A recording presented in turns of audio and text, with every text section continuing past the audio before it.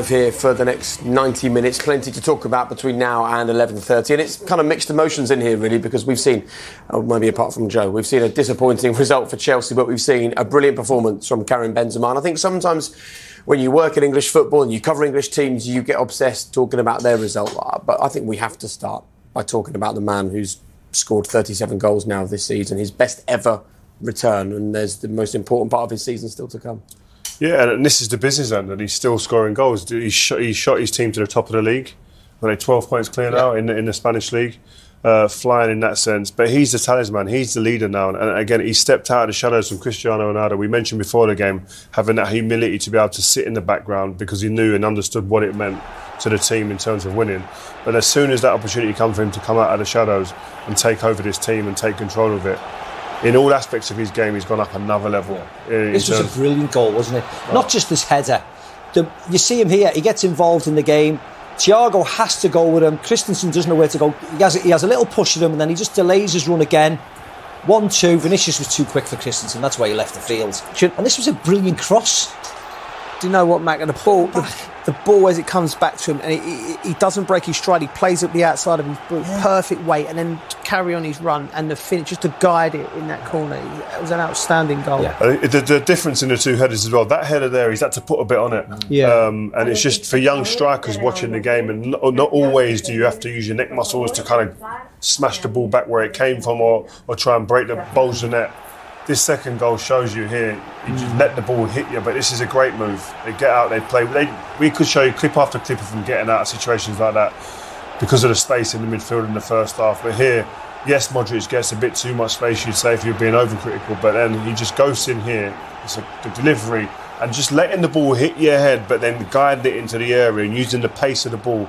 I mean, it was just superb to watch it. We was all in here screaming, going, wow, what a header. Yeah, the ball, the delivery, just to put it in, just drop it over Thiago's head into that position there. And you're right, you know, the decision making, the ability to stay calm and to choose the right technique, leaning back, all your momentum's going back. He knows he has to guide it up and over Mendy's, and Mendy's outstanding shot stopper. So it's just an excellent goal. It's the power of experience. All three of you were saying that if you're 21, 22, you're so compelled to. He don't desire score that goal at 21. You know? He won't score that goal at 21. Yeah. He's getting better with age. Yeah. I think it's just his movement in and out. He knows he doesn't have to fly into the box. He's always just on the periphery. He knows where all the defenders are, and he just arrives really late. His experience counts for everything, doesn't it? But to follow up with a hat-trick against...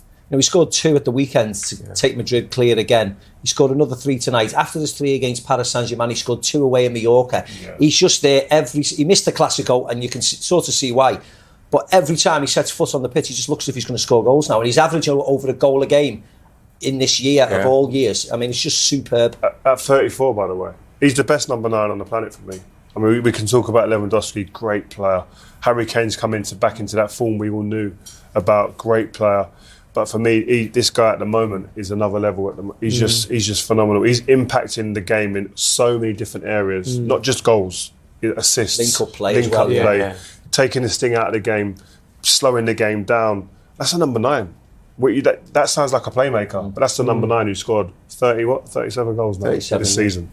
Phenomenal. And it's a good point, because I think you see the numbers and people will talk about the goals after tonight, but when you see him live, it's the work rate. He's involved in everything.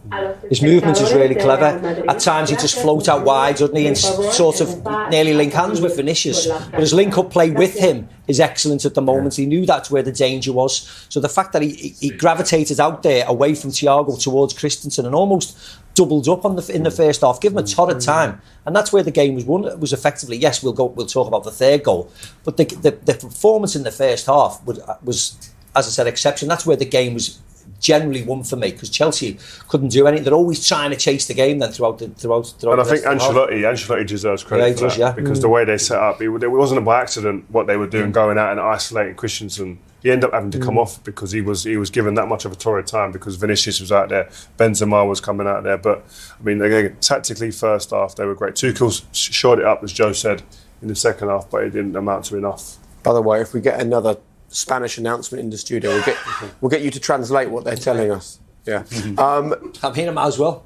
Why not? Why not? Let's have a look at the third one. And I think we should all be careful about being too critical here of two men who've been brilliant for Chelsea this season. Two men absolutely outstanding, as good as anyone in a Chelsea shirt for the last 18 months. But here, Mendy just gets it wrong. And here, Rudiger, I don't know why he doesn't go with his right foot, clear it out, be aggressive. And this is right at the start of the second half. All of Thomas Tuchel's work at half-time would be gone. But as he's coming, just stick it into Rosed and stick Benzema in Rosed as well and clear it. I don't know why he doesn't do it. But again, both of them players have been outstanding players, and it's just they got it wrong on that moment. Great opportunity for Rudiger. He's an aggressive player to really, like Joe said there, put Benzema in the stands there. You've got a good opportunity to... What's he thinking? I don't know. He's trying to win it. Win the just ball. Trying to Keep possession. Yeah, you just smash it. With his right foot, everything goes. Do you know what might be interesting? What might be? I don't know if he was booked at that stage in the game or not. In the first half, and maybe sometimes with Rudiger, you have to sort of calm him down. So at the start of the second half, maybe he might have been aggressive. He might have been at half time unhappy with his team's performance.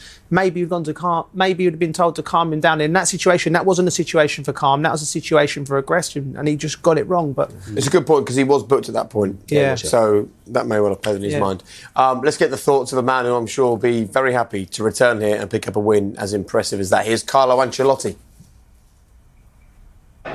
Carlo, that must be a very satisfying night for you. We played well. Honestly, we had a good control of the game. We were good to build up from the back, dangerous in counter-attack. So it was a good night, but it's only the first half of this round. And we have to look forward, prepare the next game. But does that feel like one of the more complete performances from the side this season, maybe? Yeah, it was really good. I think that we show good organization, defensively, offensively. We were dangerous in counter-attack. We had a fantastic performance in front from Benzema. They scored 3 goals, and it was a good performance. Vinicius was causing a lot of problems in the first half. You got that right, didn't you? Vinicius in the first half, Junior. Repeat. In the first half, you had a lot, particularly wide positions. Yeah, no, I think that helped us the fact that we were good from the back to build up, to find space between lines, and then with Benzema and Vinicius, we were dangerous. There's still a job to be finished, but do you feel you have a big advantage now? We have advantage. We have to be honest, no confidence. We have to prepare the next game in the league, and on Tuesday it will be another game. We have a lot of respect at this team that is still the winner of the Champions League, and so today I think we did better. Next game, we never know. Thank you, Carlo. Thank you. See you again. Well, look, you do never know, but we've spoken a lot about the talent on the pitch, the man on your pitch is there, but what about the talent off the pitch? If there is a man who knows what you need to do when you're 3-1 up in the second leg of a European game, it's Carlo Ancelotti, and he will have a plan. He will. I mean, experience counts for a lot at this stage. He's got it on the pitch, but also, as you say, off the pitch, he's navigated his way through trophy win after trophy win, so he'll know what to do. But listen, he understands it's not over. These games can change on a sixpence, a split decision, a sending off maybe. Everton ready for crucial Burnley clash, says Lampard. Everton manager Frank Lampard described their midweek Premier clash with Burnley as high-pressure game at the bottom end of the table and said his depleted squad must maintain focus in the fight for top-flight survival. The Merseyside club have played in the English top flight every year since the 1954-55 season but are in a precarious position in 17th place in the table, with 25 points from 28 matches ahead of the trip to Turf Moor. Burnley are 19th with 21 points, having played the same number of games as Everton, but Lampard said his team were well aware of the experience Sean Dyche's side have in dealing with difficult situations. Burnley have had a lot of years of different relative successes. They're good at what they do and make it difficult. You have to be up for the basics in the game, Lampard told a news conference on Tuesday. There are 9 games to go after for us, but it's a big pressure game. It's a big deal. We're near the bottom of the table, fighting to stay in the league. The club will be very focused and understanding of that. We haven't been able to score first enough, and that's affected our results. It's very hard to know the intricacies of what may or may not happen. Everton will be without midfielder Allen and defender Michael Keane due to suspension. Midfielder Donny van de Beek will also be absent due to a muscle injury picked up ahead of their defeat by West Ham United on Sunday. Yerry Mina is still not fit while Lampard will make a late call on Seamus Coleman following his illness.